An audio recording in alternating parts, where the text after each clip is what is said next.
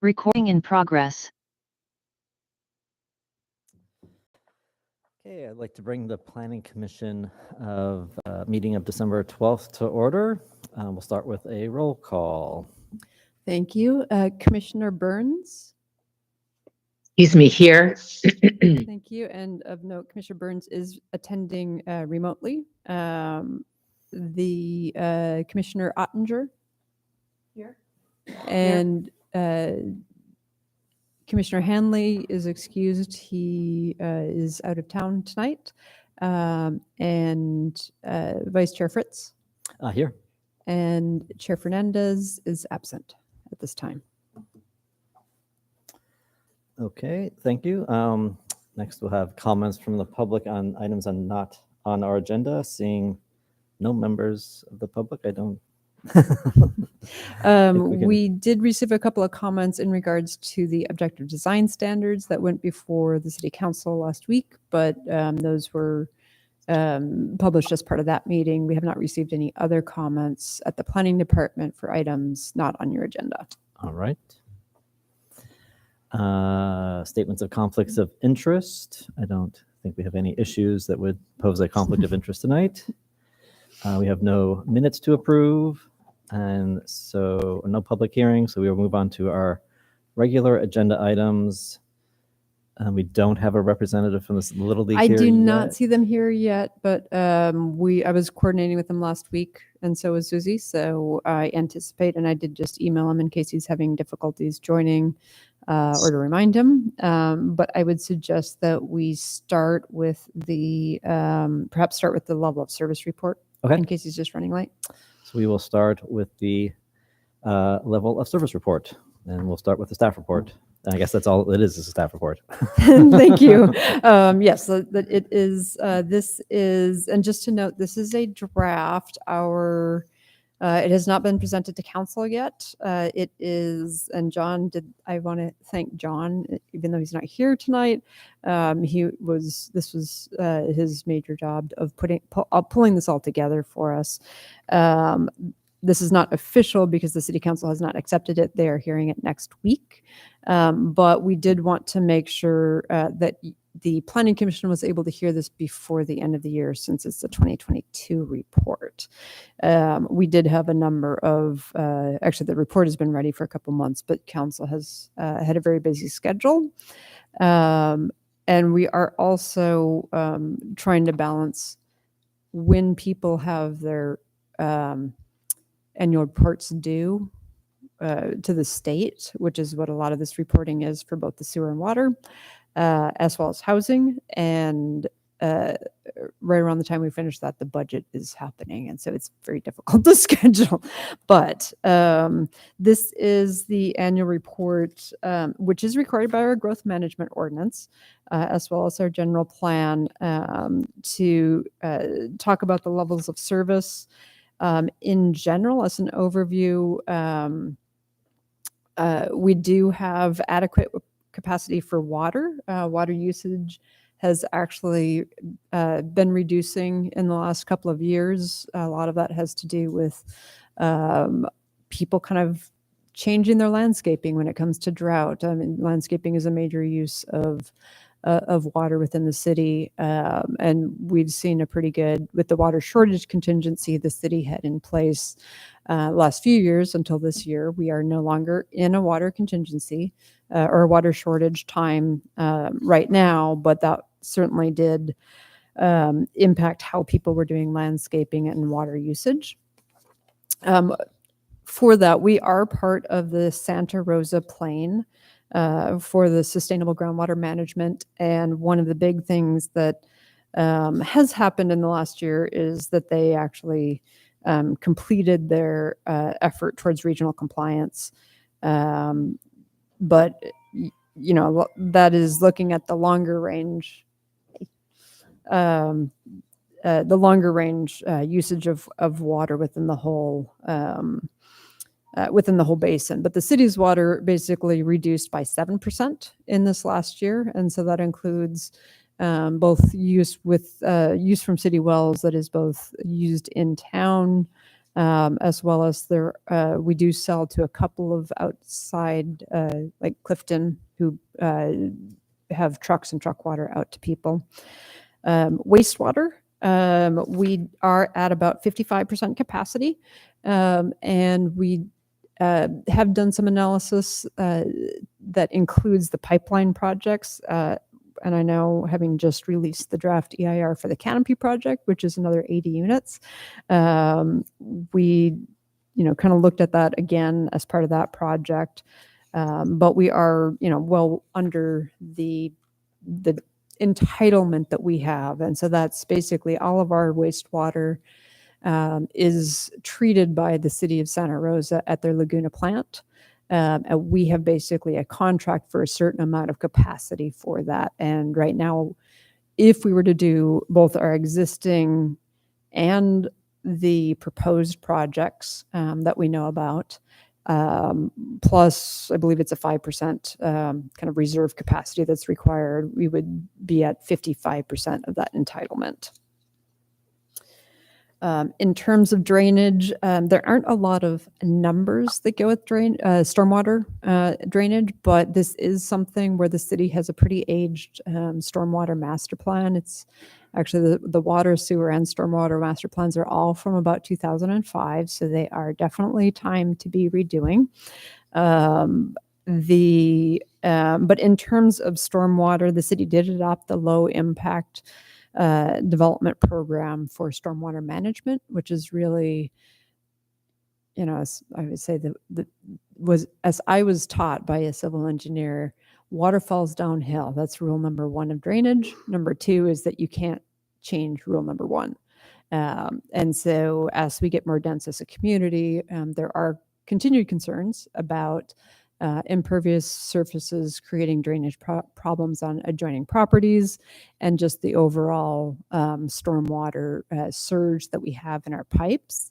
And I know most of you may know that a couple of years ago we had some localized flooding where we had to shut Petaluma Avenue down by the Gerardo trailhead. That was, that's basically part of what that was. It was a stormwater overflow. We did adopt a development impact fee related to stormwater. So when people create new impervious surface, that fund they pay into that by square foot to encourage sustainable development and compact footprints. That fund does have a small amount of money in it at this point, but it certainly will need to grow. But we do continue to look for grants, and some of those stormwater issues, like the Calder Creek outflow in those areas, are part of and integrated into our local hazard mitigation plan. Part of that is so we can hopefully, as we look at improvements that need to be done, apply for grants for that. And then I am happy to say that our city engineer does have a good eye towards some of those issues as well. And even just today in our development review team meeting, we were discussing drainage and how that's handled in a local manner. In terms of parks, we have not had any change in additional parkland to the city. So that is static. Our population is also fairly static. I think we lost a few persons of population in the last year. So our metric is still around 6.14 acres per person. Our general plan requires, I believe, 3.5, and so we are well over that. The fire department, as most of you know, the fire department and the city council are working together pretty closely with the fire ad hoc committee to understand how to better serve the community and how that works in a sustainable way, just in terms of fiscally, but just in terms of the fire department services. The number of calls do continue to go up. COVID was kind of a lower year for a lot of statistics. One of those being fires and calls like that. There was about a 150 or so call dip in 2020, but that has started to increase again. And 2022 calls for service at 1,325 is the largest that and the largest since 2019. And so that is going up. A lot of those tend to be medical calls, and I know the city is looking at potential reimbursement and how to do those. The fire department also does wildland fires. That it has not been a huge season for that, thank goodness, this year or in 2022. So there weren't a huge number of those calls. Police services, one of the big things that happened in 2022 is we got a new police chief, Ron Nelson.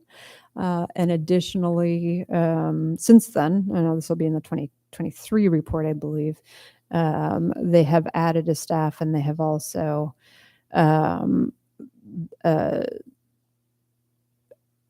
promoted and have a new sergeant. And so that they've done some internal promotions and things like that. They did not meet the standard for priority 1 calls to service in 2022. But I know they did have a number of vacancies, as I said, which in 2023, I think next year's will be kind of a different report. The Ron Nelson was appointed late October 2022. And so he's been kind of working on those issues since he was there. In terms of schools, the school enrollment is generally flat. It's gone down a little bit in the elementary schools. And then, of course, the Annaly High School has been consolidated with El Molino. And I think this was the second year that has been in effect. So the town is still certainly getting used to that in terms of traffic patterns and things like that. But that is, so enrollment did decrease slightly or actually a little bit more than slightly, about 200 students for the 21-22 school year. And so that does continue to decline. I know we've been in conversations with the school districts about that since they had previously consolidated consolidated one of the elementary schools. I would anticipate the Woodmark development will certainly add to that. That is a lot of that is family housing close to Parkside and the schools over on that side of town. And that's anticipated to be completed the end of next year. So that obviously won't hit for a couple of years, but we have been working with them and they've been asking for projections on that so they can continue to plan. For traffic, the general plan doesn't have level of service anymore, but what we can report on are things like the pavement management program, which is kind of indexes quality of roads. And I think just to highlight the big phases, projects that are going on in 2022 is the continued planning for the Bodega Avenue project, which is now underway this year. And there were a number of smaller local roads that were repaved, Cleveland Avenue and a few others around town that were repaved as part of the normal pavement control. In addition, there were a few crosswalks that had flashing beacons installed for pedestrian safety. That includes Bodega and Florence Avenue and Bodega and Robinson Road. Those 2022 we got the grants from, and so that work is ongoing now. For housing, 2022 was a big year for housing in that it was the end of our 8-year cycle for what's known as the regional housing allocation, needs allocation. That's the big number from the state that's handed down to the Association of Bay Area Governments and then down to the local. Our target for sorry, our target for that was met, and we actually exceeded it. Our target that we were given was 120 units, broken between various income categories, and we, in the years, basically 2016 to 22, 2015 is, 2015 to 22, we produced 131 units. So we had 11 extra units. The categories that we didn't necessarily meet the actual targets in included the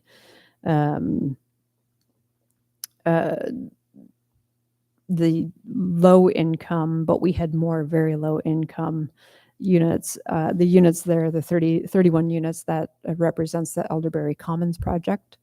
The Woodmark project, although it was approved in 22, the construction permits were not pulled until this year, 2023. So that will be included in next year's reporting as well as next year's cycle.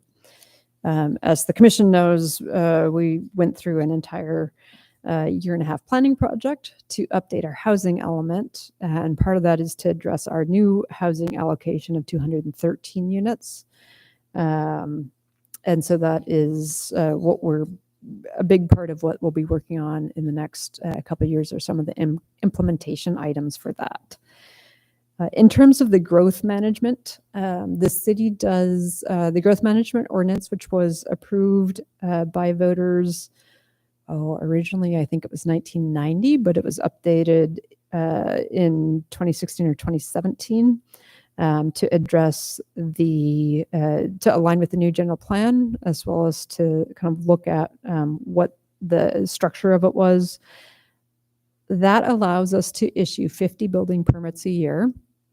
But of those 50 building permits, it does not include a number of units like senior units, affordable housing, accessory dwelling units, or units in the downtown.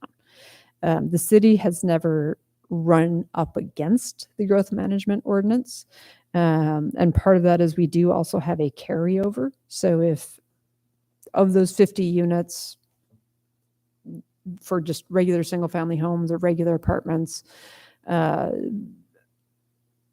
if you only utilize 25 of those permits, then there's still 20, you can add those 25 to the next year.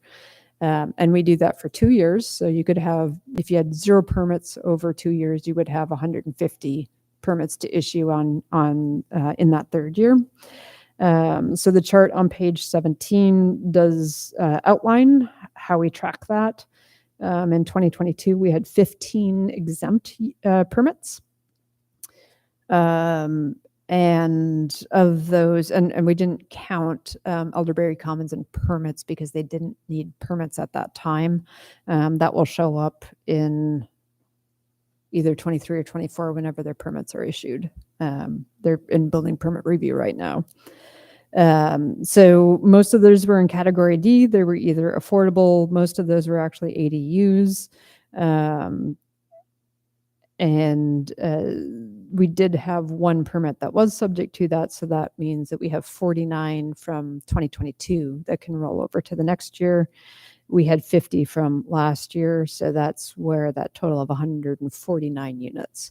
That makes it sound like we only issued 1 building permit. But again, we have a large number of units in town that aren't subject to that limit. And, a third of our building permits or new units are generally ADUs.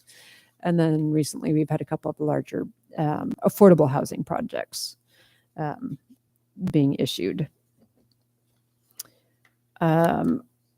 We do include in the report planning department statistics, which kind of outlines the number of permits that we issued per year.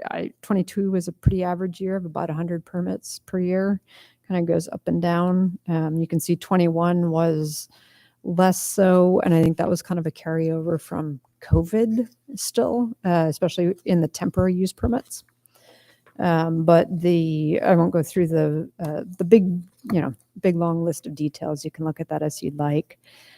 Environmental issues. We do look at the greenhouse gas for the city. This year, SCTA did do a greenhouse gas update. So I think that will be I believe that'll be in the 2023, so next year's level of service report. But we do in this report include the over 500,000 kilowatt hours of energy were produced by the city's solar alone. The city's building, so not within the city, but just the city's 10 solar installations. So that's a pretty big bar. And then also we obviously have a climate action committee. We adopted a climate action framework in 2022, and that the CAC has been looking at how to implement some of those as well as staff as we move forward. And I think I will stop there and see if there are any questions. Do any of the commissioners have any questions? Staff. I'm good. Okay, thanks, Debbie. Should I open this up to public comment? We have a few people here. If anyone wants to say anything. Yes, and so the way we do public comment is we'll take anyone from the, hi Mark, anyone in the room. If you have any questions or comments, you can step up to the mic and we have 3 minutes. If you are in Zoom land, I don't think I see any public in Zoom land, then we go back and forth, so. Any of I you am like to seeing make one. a public comment on this item? Great. Then I will close public comment. And any other final comments from anyone?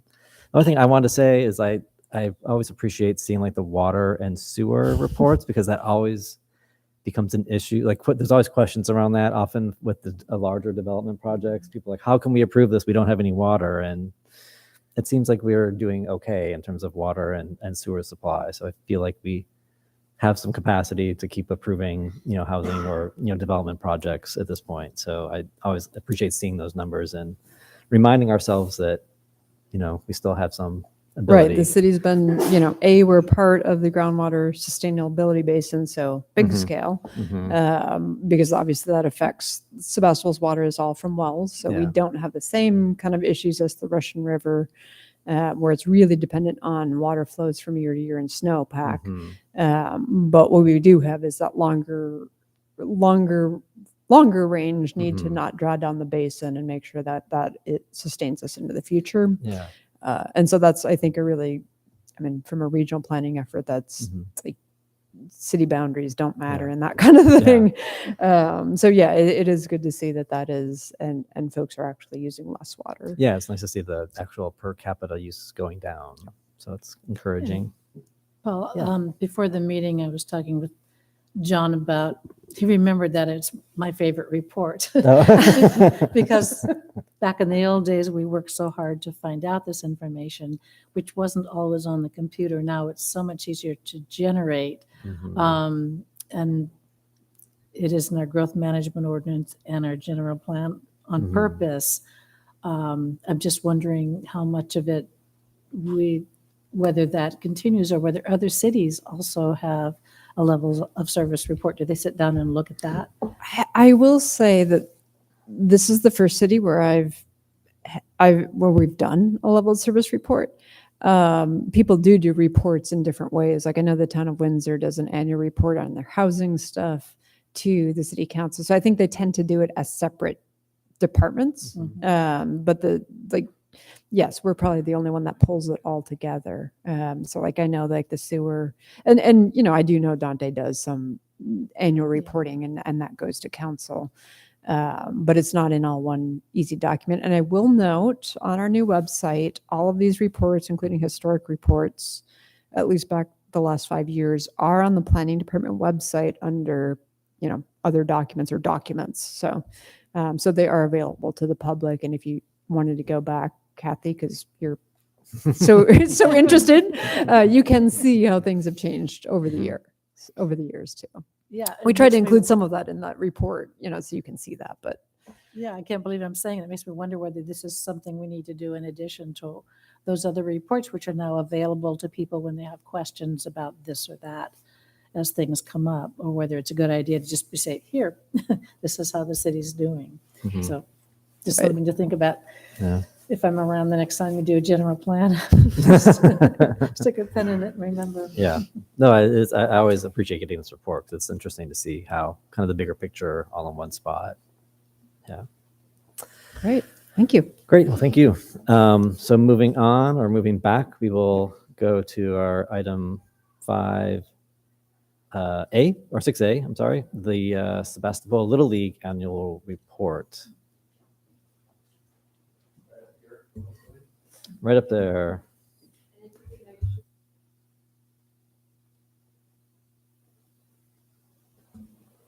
How about now? Good? You hear fine?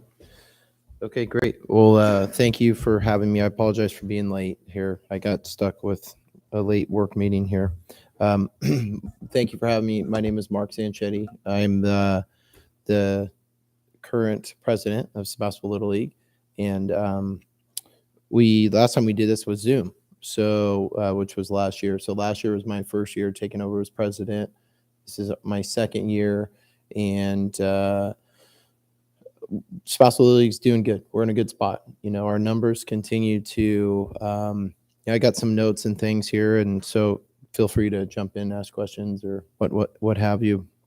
So just a little bit about myself. I have two boys. They're 10 and 12 currently, and they've been started playing Little League here when they were 4.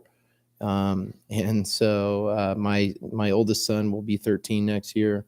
He'll move up to the bigger field here at Laguna. And so, it's he'll be only a couple years and then he's going to high school. So he's in 7th grade. So, just give you like kind of trying to give you like personal touch, but then it all kind of like comes together here with, the youth that we say serve in the age. So my younger son is 10. And he'll be 11 next year. So he's at Pauley Field primarily is where he's playing. And that's a special place where I mentioned this to Carrie before, but I played baseball there, Little League baseball there. And my father played in the second year. So 1957 was the first year of Sebastopol Little League. My dad was 1958. My uncle was the first year. And a lot of folks in Rotary that have a lot of connections here with Sebastopol Little League and dating back to that initial 57 year and stuff. So it's special to myself and my family. And, my hope and goal is, I guess, I'm totally not there yet, but my grandchildren, hopefully someday will be, playing in Sebastopol Little League. I think, everyone kind of knows about us and what we do. And obviously we're baseball, but some numbers and thing, when COVID happened, guess it's kind of like a part of our history now. We got to say it, and you're referencing it. And there is a lot of things that changed then. One thing coming out of COVID that baseball was really, I think, offering and open. I guess I should ask, how long do you want me to talk here? A couple minutes, 5 minutes or so? Okay. Tell me when to stop. Okay, please. So, our numbers and stuff were actually, 2020, we started in the spring, right? Baseball typically starts to say March 1st, February, and then we got shut down. And so then after that, our 21 year was slightly down a little bit because 21, everyone was still like, what are we doing? But what was really eye-opening to me was that baseball being outside, and you're not, say, maybe in a gym like basketball, right? You're pretty distant. So a lot of parents felt really comfortable with that. And the other thing too, wrong, right, indifferent, but man, the kids, these young kids, and I'm just giving you personal feeling. This isn't me, as I'm a farmer. I'm not a doctor or anything. I have no like perfect data, but what was really interesting is some of these really young kids, and I say, they were so scared, and they like wouldn't take their mask off. And I remember as a coach asking the parent finally, like 3/4 in the season, and I knew the family, and I'm like, because hey, whatever, right? Parents' rules. You want to do whatever, like, I don't care. That's not what my role was. But they were like, if whatever you can do, coach, get him to take it off. He's so scared. He thinks he's going to kill his grandparents, And it was sad to see that. And then all of a sudden to see the big smile finally and everything else, So it's like, that was like a, as a coach at the moment, it's like these eye-opening experiences that COVID gave us and stuff. But anyway, so our numbers coming out of 2020 and 2021, 2022, we exceeded where we were pre-COVID in 2019. 2023 season is what we're coming on. So of our 21, 22 numbers grew. And again, last year, our numbers grew again, which is pretty exciting. So when I hear the enrollment at Annaly slightly down and this is not this is an expensive place to live and everything else, you think young kids, family, I'm continuing to be surprised about our numbers, right? I'm kind of, anticipating coming into this year to just maybe we stay level or, slightly back down a little. That's kind of what that's gut instinct. Okay. Again, I'm not analytically working on these numbers night and day. But one thing, what we've really tried to do is like soccer does a really good job here, West Coast Soccer. They do a really good job with the communication. So we really try to just really improve our communication to our parents and what happens is with baseball, you got to start at the oldest age, build that team, go to the next one, build that team, and so on and so forth, because there's a little wiggle room on ages. So if a player has abilities, they could bump up, and maybe a player is older but doesn't have the abilities, they could bump down, right? So inevitable, the 4 to 6 year old T-ball team gets built last. And what usually had happened when I was a T-ball parent, there's a lot of energy, there's a lot of work that goes into building a team, and a lot of emails and a lot of conversations and our evaluations, whatever. The point I'm making is that I really tried to, and my wife was previously on the board, and our message was, hey, you can't forget about these younger kids. The younger kids are our lifeblood, right? Because everyone's focused when you get to like where my boys are at and their age is like, oh, because it's competitive then, and we're playing baseball and it's pretty fun. You're not picking dandelions anymore in the outfield. And so, you kind of forgot, by the time you get there, you're kind of tired. I mean, be honest, right? You're kind of tired of, 9,000 emails about this Johnny should be on this team. What we really try to do is just do a better job at that. And then hopefully we'll see what happens this year, right? So when those numbers from, last year when we have, 7 teams, 6 T-ball teams and 7 be the next coach pitch, and 7 of the AA went start, and so those are great numbers, right? Those are good things to see, on average 12 plus, on a team. So anyway, so we're trying to do that. And financially overall, not here to give perfect numbers, but we did well. We had a good year, and I think a lot of hard work went into that. We had some nice donations. Rotary's here tonight as well. So thank you again. I think our relationship, I feel like my role here since being there, I think just because of my community, if you will, my family and family friends and such, that I think the Sebastopol Little League and Sebastopol Rotary, our relationships is strengthened. And if different, please feel free to comment. But I think that those type of things have been really neat. I had sent in that report a picture of opening day. I don't know if that got shared or not. So Poly Field, we did opening day there, and we had Mr. Poly throw out, actually, who's everyone knows Mr. Poly, and he always says, don't call me Mr. Poly, Mark, but that's just what I got to do. But I've known him my whole life, and he threw out our first pitch at our opening day last year. It's pretty special. It's named after his mom, Poly Field. And so those type of things, there's a lot of feel good here too. There really is. And there's a lot of time that I put in our board, but when all those things, like that day it was raining and, skies cleared and beautiful flag. And it doesn't get much better than that. So a couple of other little notes here, and I'll quit chatting. We gave out 13 scholarships last year. So we don't turn any children away. So if it's a financial thing, then we never turn that away. We keep those questions pretty minimal. So our registrar, if somebody has an issue or whatever, they go direct to our registrar. So this isn't like getting e-blasted across our board, so it's pretty private. So we like that. And we also are able to kind of vet it out if we feel that somebody's maybe taking advantage of that, just again, of our community. We have our new board in place. Our board, actually, I'm really happy about it. We have a really good representation. Again, in the past, you kind of had the older players type board members. Right now, we have a really good representation from, I guess I would say single A. I don't think we have any T-ball folks on there, but say single A up to our oldest division, our juniors division right now. So that's really, really good because I think it's just we're like back to my point earlier. Everybody's getting a voice there. We've had some vandalism. Thought about that to just share. We had in the fall here in the late summer graffiti, what just got out of control at both Poly and then late fall here at our Clayhan Laguna field. Working with the Sebastopol police department on that a little bit. But it was just it's such a bad eye, it's just so it's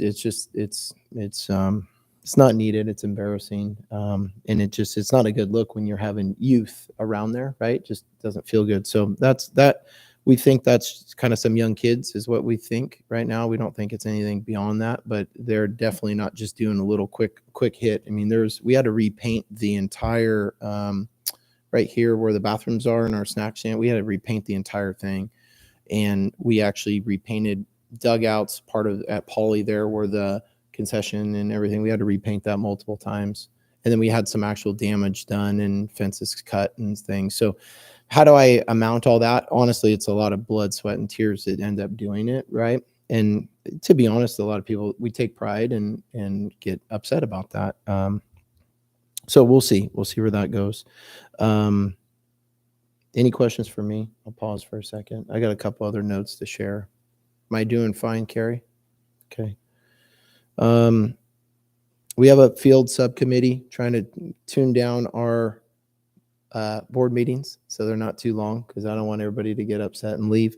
So what we're doing is we haven't really done this just because, we're all volunteer, right? But we identified projects and goals for 24, and then we're basically going to have kind of a living, breathing document so that we can have our hit list and our wish list things. And then, with folks that have their great grandiose ideas that they want to throw their thoughts, and we're going to put them to play. Say, hey, come help us and get them done. So we're working on that. Our kind of goals overall is like, how do we expand with what we have? Meaning, like on our existing fields, if you're baseball or, a cum and know this or not, like say, for example, just go right here, the small field at Clayhan. We don't have any bullpens. So with our league continuing to grow and pressure on practice times and how you do it all, what our kind of goals are build bullpens in say each left and right field. So like on a given day practice, you could have, working on pitching that opens up your field. And then we also have a batting cage there. So we can really have very productive high rep practices. When we go on and play, say in our all-stars and stuff, there's some other leagues that it's like,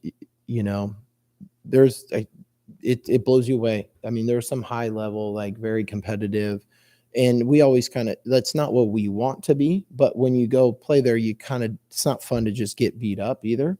So the team I coached last year, our 12-year-old team, we did well. We went pretty far internally, locally here.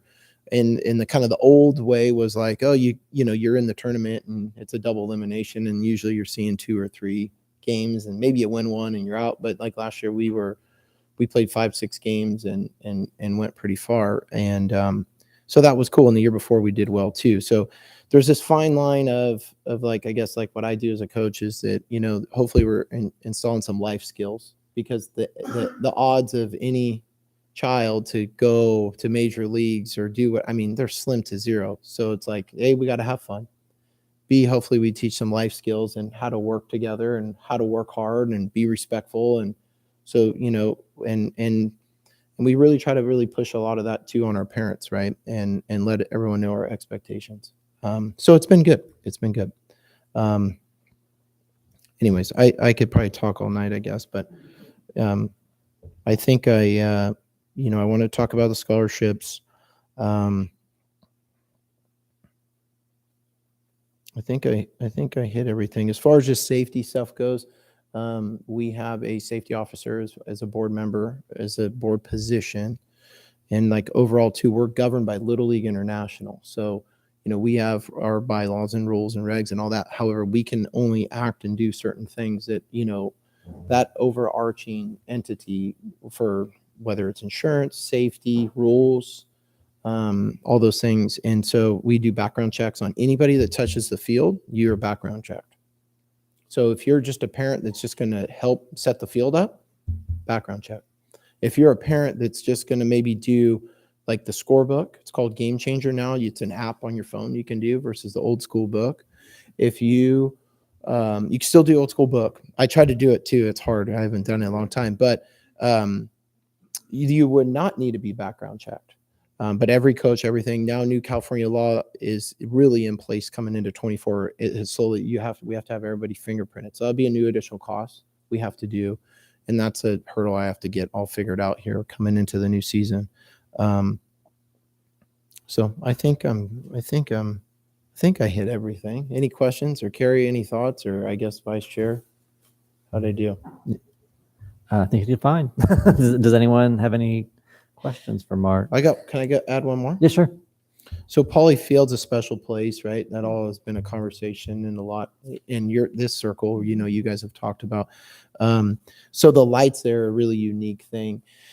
And so we worked with a new lease agreement and everything else here with the city. So 35% of our lights were out. 35%, which once I counted them all, I was like, wow, I didn't realize. I knew there was a few out. We were actually able to, with a Rotary member idea and thought, and back to the community here, we have right now 100% of all our lights working. Those were like obsolete, can't find them. Carrie, I've talked to you about that, right? Couldn't buy them. And we were able to put together with a local, with Lenardi Electric, a local company here. They had taken out, and Mr. Packett, and they had done a job where they did an upgrade at a school, and they were all working. And Ray Lenardi, who I've known my whole life, was like, man, I just can't we can't throw these away. So anyhow, we at our work, we donated our lift and went down there, and myself and a friend and a parent who's an electrician, we got everything changed. And so that's pretty exciting, because that was a huge thing of like, how is this hurdle? How are we going to fund it? What are we going to do? So that was also a really, highlight, both with the lights, figuratively. And so anyway, so that was another bright point for us. So I just want to share that. Okay, I'm done. Great, thanks. Actually, Mark, I'm really glad to hear that, because I kept sending you like grant opportunities that were more for that kind of stuff, going, oh, maybe there's a way you could get funding for your lights. So I'm really pleased to hear that you were able to work it out like that. That's great. No, we were too. And so now we're kind of, we potentially might pivot a little bit internally here, because our numbers keep rising. So it's like, if we just upgrade those lights, put in LEDs, great, fantastic, great. It's all good. There's nothing bad about it, but we're not able to. So you're the parent, you're the parent, you're going to bring your child. Now you're at that age and you're going to go to Poly Field. You're like, oh yeah, the lights are there. Of course there are the lights. You're not going to be like, wow, look, but if we rebuild all the wood backstop on the Laguna field because it's rotted and we need to upgrade it, and we put in new padding on the backstop, and we, improve, and, we got to add soil, the red infield mix at the Laguna field, and we fix the sprinklers, and so like our thought here is, how do we offer more this way versus like something that, everyone will be like, oh yeah, the lights, no one will know. So we're trying to do that. And then also like a long-term goal, add batting cages and do some more things like that. So we think that'll be good for real life baseball and, the community as well. So that's kind of where we're, going. Yeah. And thanks, Mark, if I can just say a few words. So I was able to work with Mark this last year he had approached the city, Dante originally, I think, and then city management to rework the lease. And I sort of got voluntold to do that, which is fine, because I was aware of all the planning commission / park commission's concerns, and just have some good conversations with Mark about that. And, one of the things that we have noticed is, and you can kind of even see it in this picture, that the posters of the sponsors, there's space in between now, so you can see through, because I know that was one of the things. It was like, hey, everyone in the park is to look at a whole bunch of the backs of the signs for the Little League, and hey, wouldn't it be nice if you could kind of see the vista through and see the ball fields and stuff. And so those types of things. The lease does also include some of the other concerns that the planning commission head regarding just making sure things were being advertised for rent if people did want to rent. And I know last year when Mark did the report via Zoom, we talked about the fact that there are adult little leagues and things like that that are using the fields, and so it isn't exclusively little league. But I think that's one of those things we definitely want to make sure we continue to do for the community, just as a just because that was one of the perceptions before you started coming to the commission, that it was sort of this private Yeah. nonprofits thing in the middle of a public park. And so that's, and I think your work with Rotary also helps with that. I think too, just to add on that, yeah, that perception factor is real. And then once, you get a human being to talk, and like I did last year, then it was like, oh, that makes sense, because we maintain that. And how do you go in there and, set up a concert in center field? And, we worked closely with Rotary for their Blues and Brews Fest this year, and, held one game 10 a.m. on a Saturday and got out of there. And just so we had ease of life. Right. And, we worked with the chamber. They had a movie night there. We worked with them. I don't know if you guys were aware of that, but they had a movie night, and that was awesome.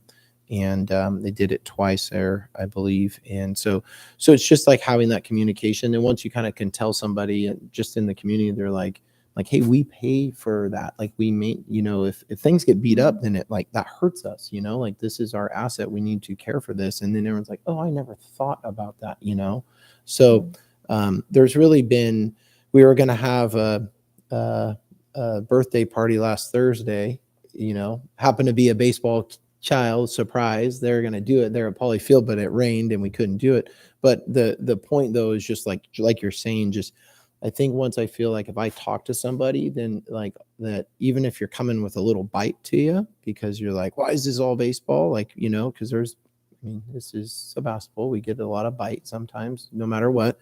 And, but then once you just talk about it, then everyone's like, hey, that makes sense. Like, I never thought about it that way, so why can't I have my dog out here? It's like, well, I understand it's a great place. It's, I referenced the big field. It's great, man. The dog's bigger than me, number one. It's like a pony out there. But I'm like, hey, dude, like, when you're going through the fence, it's cut. Like, you probably should think twice, But anyways, like, over that, like, I really have not, in like, my time too, Carrie, like, I really haven't like got somebody grabbed a hold of my ear and given me a whole earful on stuff, which has been nice, so. Which is good, I think, for the city as well, because people being happy is better. Okay. Yeah, go ahead, Kathy. Yeah, I want to thank you for all the effort that you put into providing a service to the community and to the children and families of this community. I can see how much energy you put into it, and that you love doing it. And I appreciate how much you do. I also am president of Redwood Rainbows that takes care of Wishman Hall, and we have a lot of the same issues, different levels of programs, effective COVID, raising money for all the little things that break, and getting the help from your membership and the families, and keeping your board diversified. All of those issues, I totally understand. It sounds like you're doing a really good job Thank you. of what you're doing. Appreciate that. For a city that doesn't have a Parks and Rec department, it's great that so many volunteer organizations are working to keep activities in our community. Thank you. Thank you for Appreciate what that. you do. Thank you for your time tonight too. Yeah, and I'm really glad that we do these kind of annual reports now. I think it's useful just for us to hear what's been going on, and it is using kind of community land and public land. It's good to kind of hear how things are going. It's unfortunate to hear about the vandalism and the tagging and stuff, but I'm not sure what you do about that, unfortunately. But Yeah, it is. And I do talk with Dante about this, that, unfortunately, a lot of the public works park maintenance time is spent on graffiti and vandalism as well. And I know we've sort of had conversations about fencing and why can't it be this way? It's like, well, because you can climb that, or you can cut it really easily, or whatever. It's unfortunate that those types of conversations and thoughts have to be done. But yeah, it is, unfortunately. Well, good. Thank you. Yeah. And I think too, from my standpoint, like last year, my first time, doing the meeting via Zoom, I was kind of like, oh man, like, I don't, how's this going to go? But honestly, again, like, I think this is healthy, right? Because I think it keeps everybody connected and less guarded when it's like, oh, why is the baseball, field? And so I think it's good. So I appreciate your guys' time and thank you. Well, thanks. Thanks for your time, Mark. Appreciate you coming out. All right. And do you want to see if there's any public comment? Oh, yes. Any public comment? Anyone else want to say anything? Nope. All right. Okay. He covered it. All right. All right. And I do not see Debbie's hand raised. Yeah, I didn't see. So I think we're good there. All right.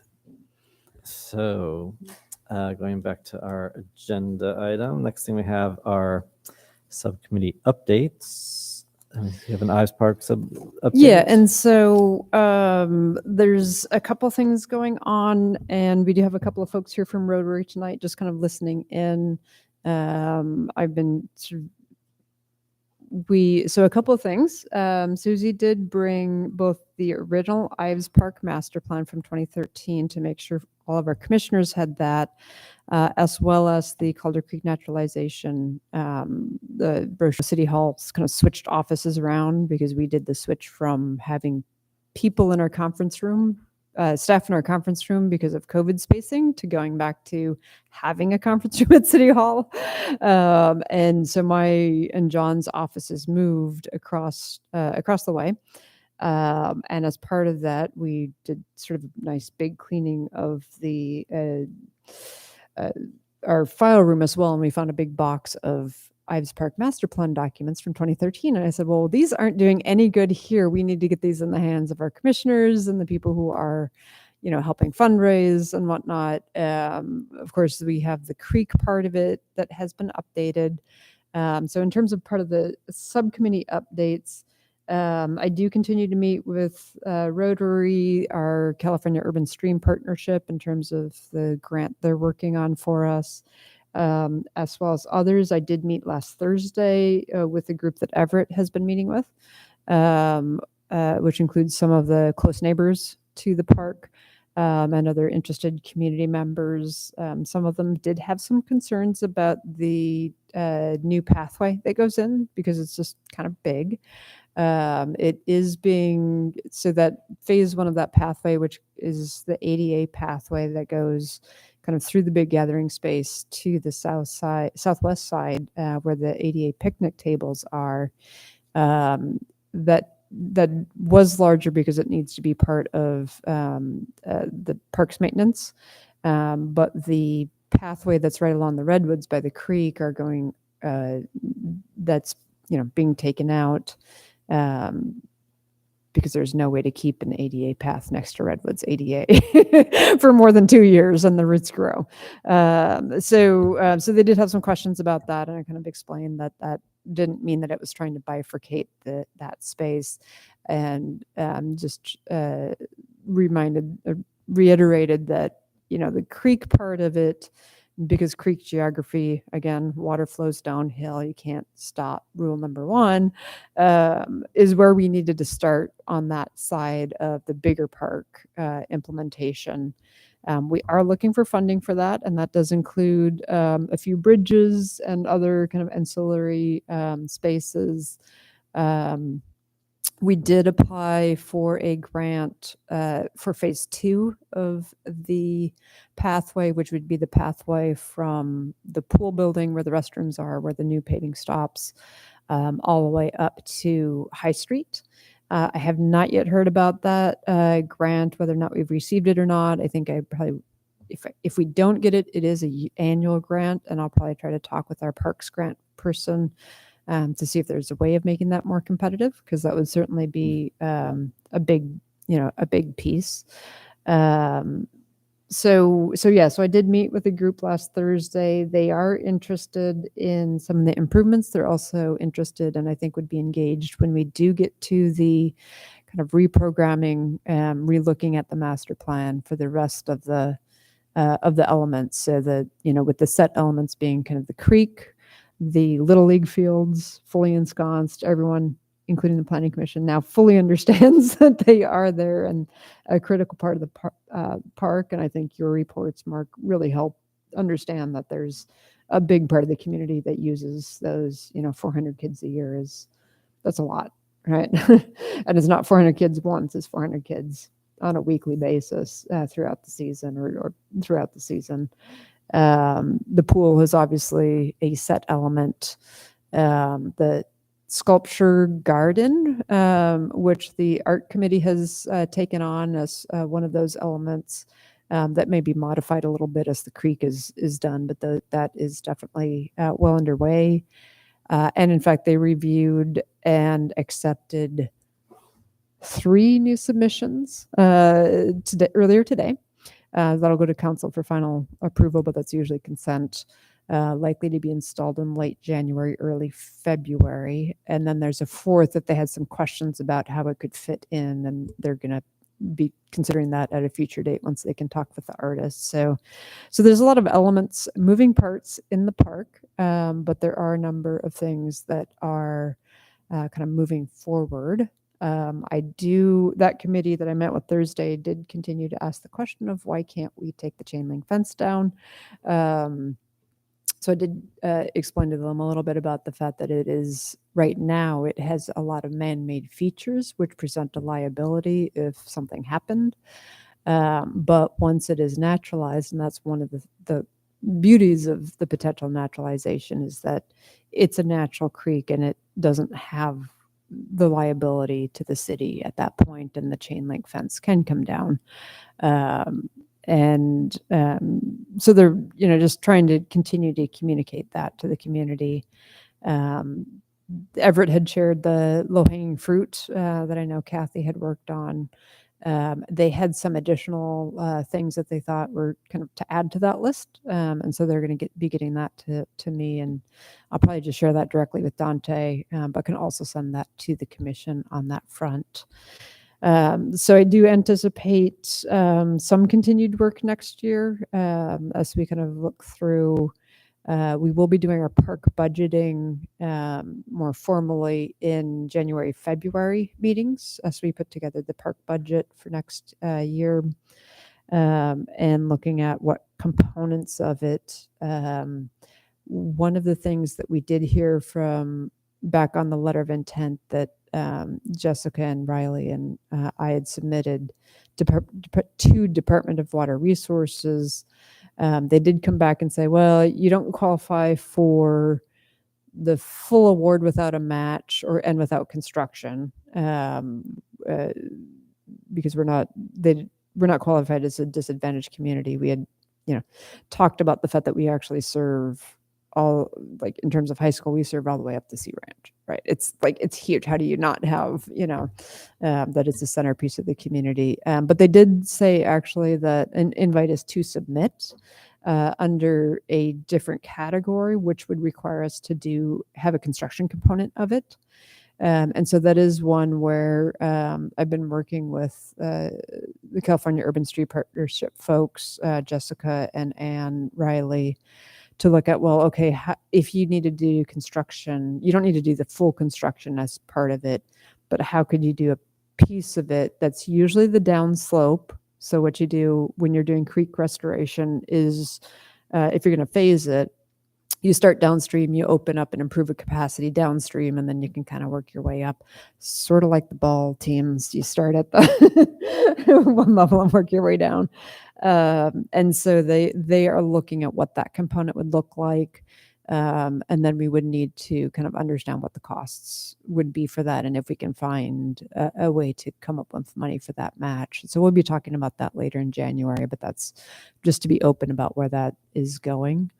And, for the big kind of term match, this, if we can get a grant, this was looking at the grant to do all of the engineering planning work to get it shovel ready, to do the environmental work, to do the permitting for Army Corps, because you're doing a stream modification, all of those kinds of things, basically using city staff time as the match. along with some of the smaller pieces of funding we already have from Measure M to move the, for like the Jewel Willow intersection work, because that is part of the creek naturalization, extend it back. So if we can get that Department of Water Resources grant to do that component of it, they then have follow-on grants for implementation, and Sonoma County Ag and Open Space also has local grants that this would qualify for once it's shovel ready, which could supply the match for it if we were successful in both. And so that's, it's a really big price tag, but between those two and a little bit of city staff and time, there are possibilities for leveraging that and making it happen. And that's where I'm really hoping that, there's some community, there is certainly community interest, both from some of the folks here tonight, as well as the folks I spoke with last Thursday. And I occasionally just get random emails reaching out to me saying, hey, I love Ives, what can I do? So that's kind of the state of Ives right now and where things are at. That's a little bit more than the subcommittee, but I kind of like, with all the, various folks here tonight, wanted to be able to kind of give a more comprehensive state of where we're at. Anyone have questions about that? When you said starting at the lower end, are you talking about the lower end down where we're called a creek meets the Laguna, or the lower end northwest of High Street? West of High Street. Yeah. So this is only looking at Ives Park at this point. This is not looking at the, there is a potential to do grants for that. I would say not for the I have talked with regional parks because it's their land as well, down on that other stretch where there would end up being a boardwalk. I do think that needs a little bit more kind of specificity, because boardwalks are very expensive to maintain compared to some other stuff. But there is definitely the flooding and some of those other improvement issues to the creek channel, because that is included in our local hazard mitigation plan. Again, I think, working with Dante on some of those, and that some of that stuff's as simple as, hey, there's a willow root that has grown into the creek and now it is causing some flooding and it's an invasive plant. But at the same time, you need environmental permits to be able to go in there and remove it. And so that's part of what that comprehensively needs to look at. But yeah, the grant part of it would be just Ives Park. And that is the part that is approved by council. And then they asked us to look at the other sections, or they sort of said, go ahead and keep looking at the other sections. And this would also help with that probably help with that flooding issue at Petaluma Avenue too. I mean, once the creek gets kind of redesigned and the flow changed in Ives Park, it sort of slows things down. And I understand has kind of more capacity as well within the parks, which probably alleviates some of that downstream issues. That's part of the link is, so right now there's a weir that is actually undermined, so they don't put the weir in anymore. The weir is the basically where you block it off and the pond would happen, right? So that we don't do that anymore. And the reason we don't do that, you put in the boards and things to form the weir. Well, it's actually undermined underneath it, and so it's causing erosion. And erosion that's flowing through is clogging the downstream pipes. That reduces the capacity for other things like the stormwater, and especially seasonally, like that one was when it did flood in Petaluma. I don't know how much of that was leaves and other debris that kind of washed down versus, but certainly the amount of sedimentation reduces that, so that it certainly makes it worse. So no other questions on that. You also have down the design guidelines subcommittee update. Sure, unless we have any questions or comments from the public. Sorry, I couldn't remember. That's fine. Okay, cool.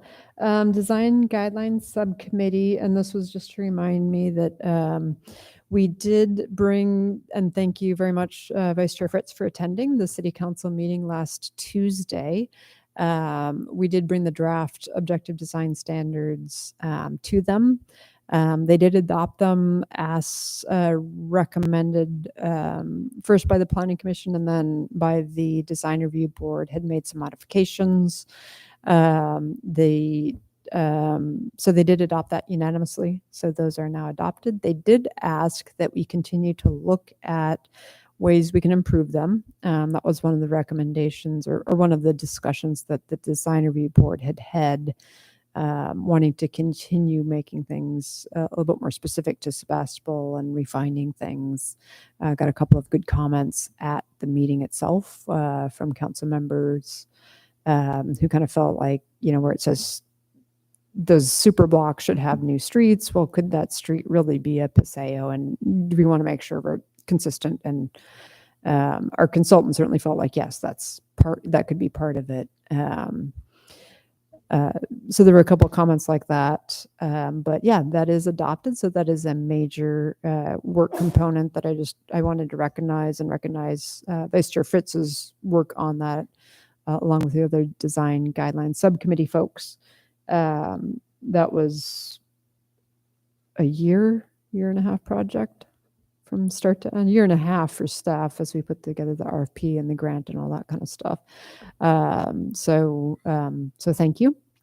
We did also work as that subcommittee on SB 9 regulations. And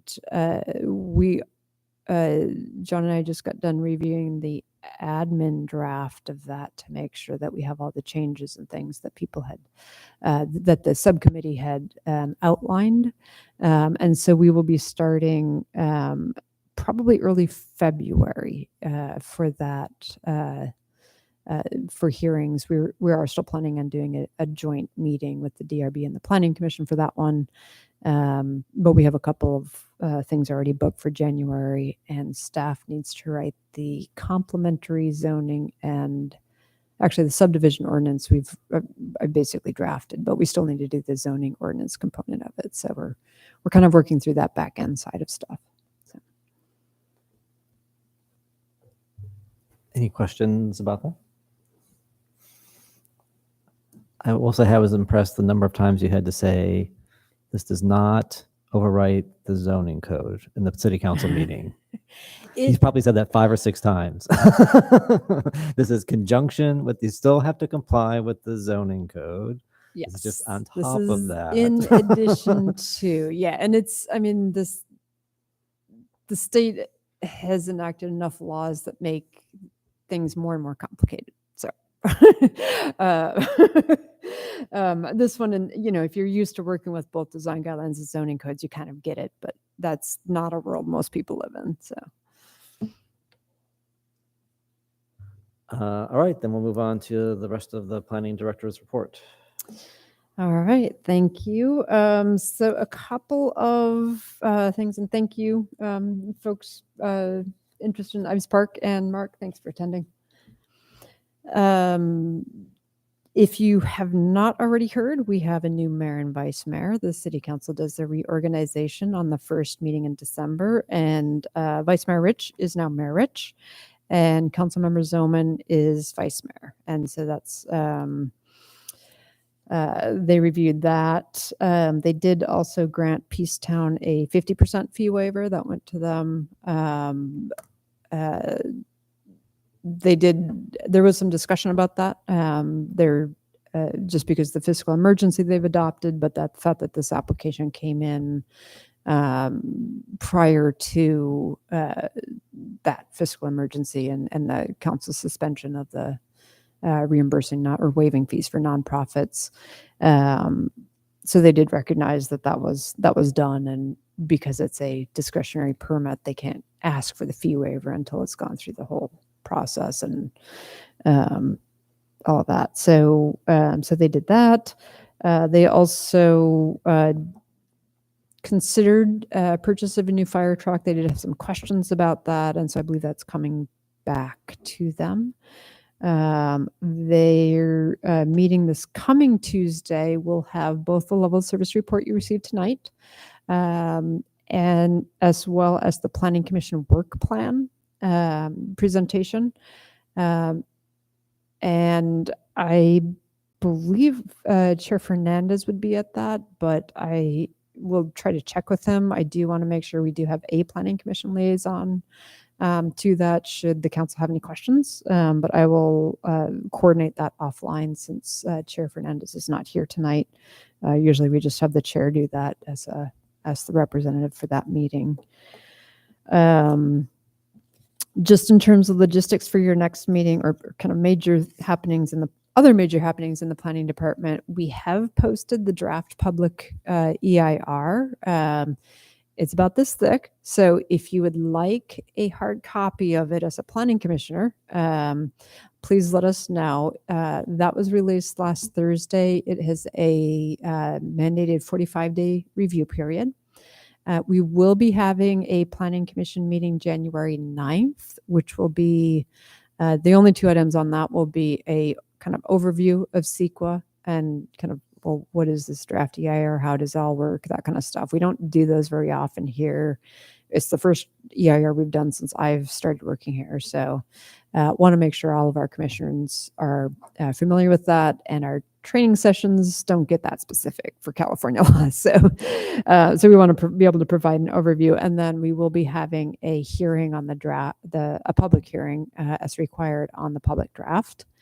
And then the kind of sort of the final EIR gets taken care of after the public comment period and comes back along with the entitlements to the Planning Commission and City Council.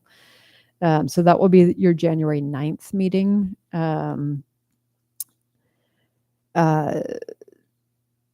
Coming up, and the December 26th meeting will be canceled because hopefully for obvious reasons, but so this is our last meeting of the year, and I just want to close up by thanking all of you for serving on a planning commission. It has been a pleasure working with all of you, and working through the transition of remote only to hybrid only to hybrid and how that all works. But just I want to thank you for your service to the city. So.